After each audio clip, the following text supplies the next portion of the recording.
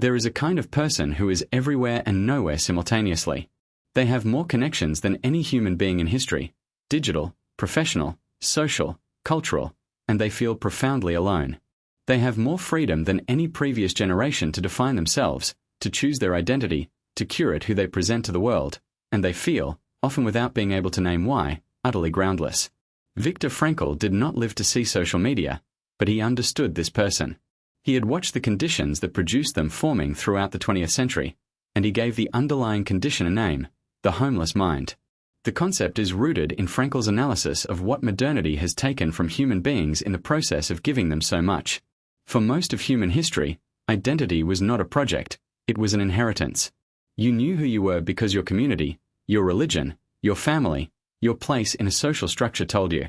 You had a role, a location in a shared narrative, a set of obligations and permissions that gave your life its shape. This was often constraining, sometimes oppressively so. But it was also, in Frankl's analysis, genuinely sustaining. The person embedded in a living tradition had something the liberated modern person often lacks, a sense of belonging to something that existed before them and would continue after them, a context larger than the self within which the self had genuine meaning. Modernity systematically dismantled these inherited structures. The Enlightenment liberated the individual from tradition. Industrialization uprooted communities and moved them into cities where the old networks dissolved. Secularization eroded the religious frameworks that had oriented billions of people for centuries. The result, and Frankl was one of the first to name this with clinical precision, was a population of individuals who were, in the existential sense, homeless, liberated from the old roots without having found new ones, free to define themselves without knowing what to define themselves as or why.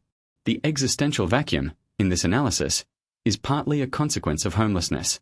The person who has no inherited identity and has not yet constructed a genuine one is especially vulnerable to the sense of emptiness that Frankl identified as the defining disease of modern civilization. They have the freedom to choose who to be, but freedom without direction is not liberating. It is vertiginous. And the responses to this vertigo are precisely the ones Frankl described as symptoms of collective neurosis: conformism, fanaticism, the desperate adoption of a borrowed identity from a political tribe, a lifestyle brand, an ideological movement. The digital age has intensified all of this to a degree that would have genuinely shocked Frankl. Social media has turned identity into a continuous performance, a project of self-presentation that requires constant curation, monitoring, and adjustment in response to the reactions of an audience. The self that emerges from this process is not grounded but contingent, dependent for its sense of reality on the validation of others, fragile in proportion to the extent of that dependence.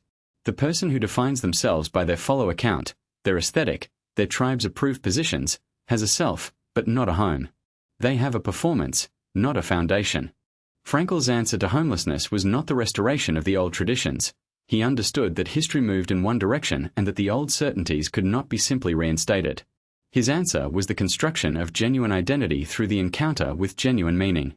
The person who has found a real answer to the question of what they are living for, not borrowed from the culture, not performed for an audience, but genuinely their own, has found a ground to stand on that no external change can remove.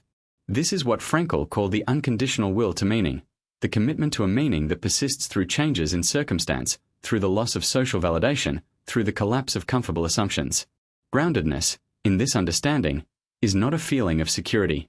It is an orientation, a consistent direction of movement toward what genuinely matters to the specific person, regardless of how the wind is blowing. The homeless mind is cured not by finding a tribe to belong to but by finding a self to be, a self built on genuine values, genuine commitments, genuine engagement with the specific demands that one's particular life is making. That self has a home, wherever it happens to be. The cure for the homeless mind, in Frankl's framework, is not the recovery of lost traditions but the construction of new roots, roots that grow not from inherited ground but from the person's own genuine engagement with meaning. This is slower work than adopting a ready-made identity from a political tribe or a lifestyle brand. It requires the willingness to remain groundless for a time while the genuine roots develop, to tolerate the discomfort of not yet knowing exactly who you are or what you are for, rather than grabbing the nearest available answer to escape the discomfort. But the home it builds is more durable than any borrowed identity can provide. It is built from the inside, from what is actually and irreducibly yours, and it stands regardless of which external winds are blowing. Subscribe to The Psychology of Viktor Frankl to explore more of his timeless ideas.